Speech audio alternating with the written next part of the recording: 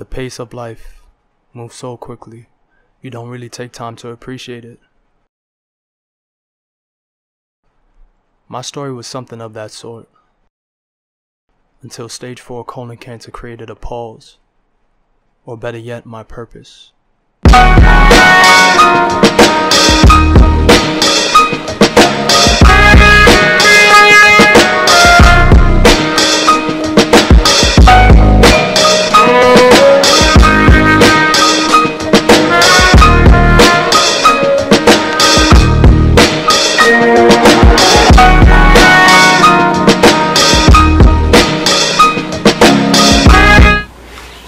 What's up, world? It's your boy Tristan here, coming to you with my very first vlog. A lot of people might ask, Tris, why you started vlogging so late into your journey? And it's just because at that time I didn't feel like it was something I needed to do. I had a lot of roadblocks on my path that I needed to clear out first, and I feel like right now is the best time to do it. I'm in a great headspace. I have more time, nothing's blocking me, nothing's obstructing my view of vlogging, so definitely that's what I'm here to do. I feel like now is the time that I need to tell my story, let my message out, for more reasons than one. Like I said, I'm just here to inspire, here to motivate, here to change somebody's day by probably just the words that I might say during a vlog. So just a little bit about myself before we get too deep into the vlog. My name is Tristan. I'm 25 years old. Born in Brooklyn, raised in the Bronx. Had a great privilege of being raised on the island of Jamaica for some duration period of time. I spent a lot of time in Jamaica growing up. I consider myself 100% Jamaican. My parents don't think so. My parents were born on the island. I was born here. But Jamaica is a big part of me. I think I'm a yardie, so I love the island of Jamaica. I love the culture. I love everything. I love being, I'm a proud Jamaican, put it like that. My goals and aspirations as a man before things happen, I wanted to become a physician assistant. From a young person, I've had a love for science and medicine, and I also had a love for helping people, and that was the best way of putting both things together. Being a PA, a lot of people might say, Tris, why not become a doctor? Later on you understand why. And I also wanted to teach. I always been big on service and giving, and I feel like I personally always thought that you needed a lot of money to do so, but teaching is a way of giving of yourself, giving of your time, giving of your mind and your knowledge to the younger generation. And I feel like that's just something that a lot more people need to do. A lot more people of our skin color need to do. We need to be in an environment where the youth are present, so they have somebody they could look to and relate to in more ways than one, if you understand where I'm coming from. So I always wanted to teach and give back in that aspect as well. But my journey changed. A lot of obstacles came in my life, and everything kind of came and was put on pause on May 15th, 2015, when I was diagnosed with stage 4 colon cancer. At that time, tumors were in my colon, in my liver, in my lymph nodes. I lost drastic amounts of weight, and you see pictures, and my life was put on pause. I didn't know what to do at that time. This was the most drastic news I've ever heard in my whole existence. And it was a shock to me. I played basketball pretty much every single day. I was in relatively great shape. I worked a job where it was a lot of lifting, a lot of movement, and I was fine. I was performing at my job pretty well. I did notice some drastic night sweats and weight loss and stuff of that sort, but it didn't click to me at that time. I thought I was working outside, so I thought I was just coming down with a flu of some sort. But yeah, a lot of things led up to me finding out that I had colon cancer. The biggest and most alarming sign before I actually got diagnosed, I went to use the bathroom and looked back in the toilet bowl, and it was just straight blood. Went to doctors. They said, we don't see anything. You're pretty healthy. None of the doctors saw anything at this time. So this was everything came together, and I was diagnosed on May 15th, but this was coming from the year before, probably at like, I would say like November, December, and just leading on. Little things happened.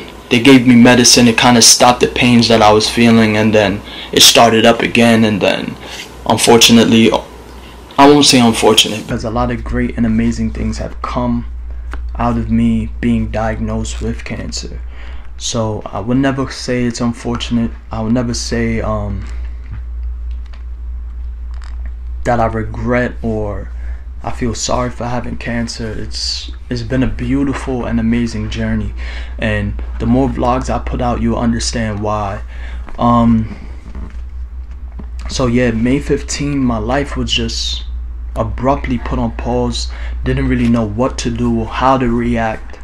But like I said I was big into church. But here's a story when it comes to that. Like, for anybody who has West Indian parents, you know that when your parents say church on Sunday, it's church on Sunday regardless. If you're going out the night before, party, whatever you're doing, make sure you're going to church on Sunday. You couldn't tell your parents, no, I'm not going to church. West Indian parents don't play that. So church was often a place that I was just in attendance for better speaking. I never really wanted to be there. And May 15th is where I fully gave my life to Jesus Christ in a hospital bed. I heard a Chris Tomlin song, and I just realized that with everything that I was going through at that time, that I couldn't really overcome this battle of cancer if I didn't have God within me, if I didn't believe in somebody bigger than myself. At that time, I felt like I was invisible. I felt that I was untouchable. I felt that nothing could really stop me per se, and cancer stopped me right in my tracks. I didn't know how to handle it. I didn't know how to approach it at the time. But like I said, I gave my life fully to Jesus Christ and just started allowing Him to work through me and to show me my true and actual purpose as a man, as a person walking this earth.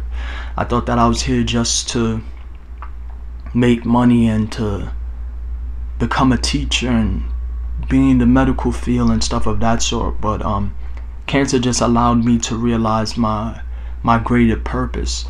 And it was funny because I never really told anybody this, but just me going to school and me going to work every single day, I felt hopeless.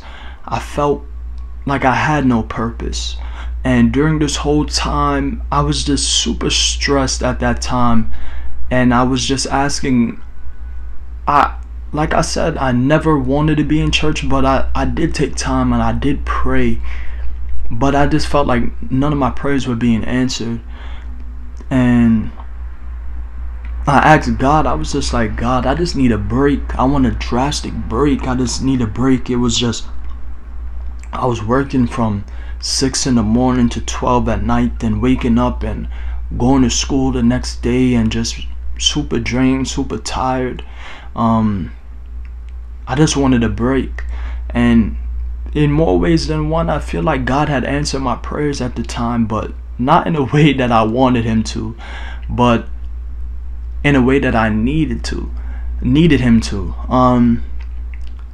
He gave me the ultimate break, and I'm still on break, but he still has allowed me to be used on this break.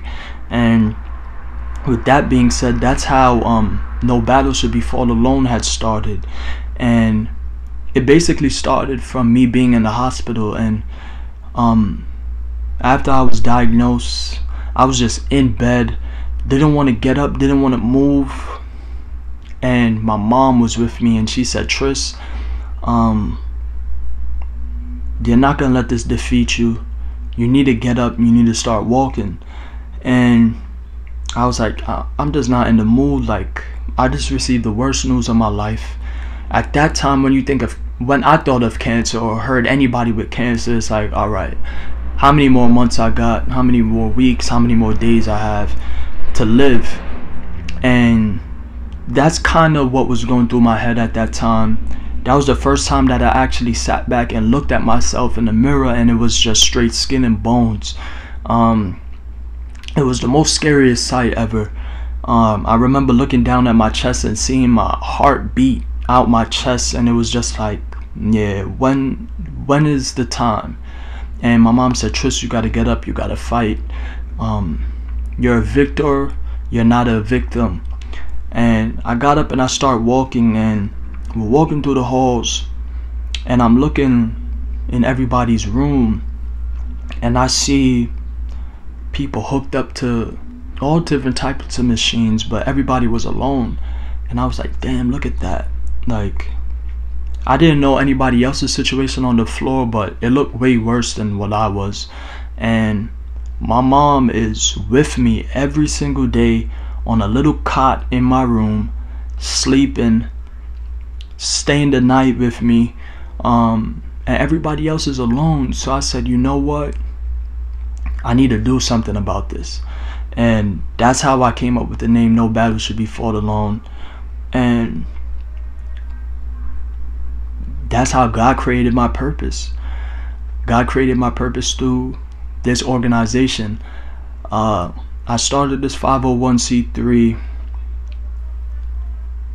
going on 3 years now, and it has done amazing things for myself.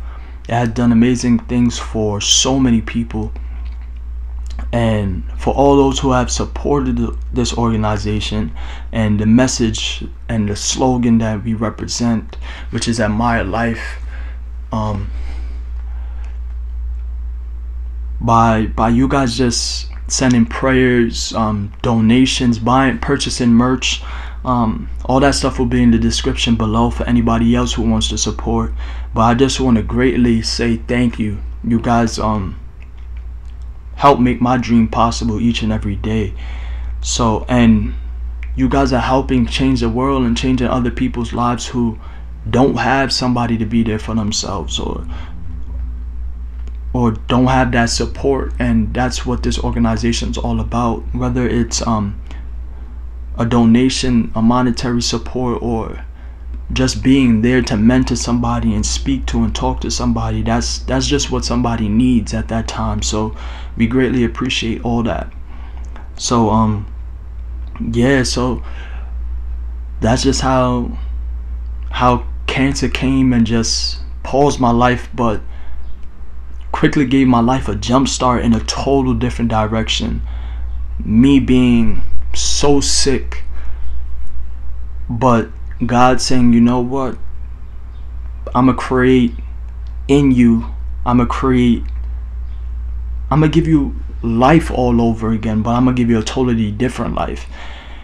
So it's a blessing, and that's why I said I will never say that cancer has been the worst parts of my life, because cancer has been probably the greatest parts of my life. The healthiest I've ever felt in life, I had cancer. the greatest I've ever felt, I had cancer. All my brightest moments, I had cancer. So it's like, how can you not say that's not God? And I give all my credit to him. This is for his glory, not mine. And there's so many more amazing things that this organization has in the works. So many more. And as the vlogs continue, as the vlogs go on, you'll definitely hear more about the org and hear more about the journey that I'm on as a man of God, as just a human just trying to make this world and other people's lives a better place. So I think I'm gonna end this first vlog here. Again, subscribe, turn on your notifications on. I'm gonna try to drop a vlog or two probably every single week. Thanks again for the support. Buy some merch at Maya Life. The link will be in the bio below. Follow me on Instagram, Facebook. Just reach out to me if you have any questions. Drop them in my DM on Instagram. And thank you for all your support.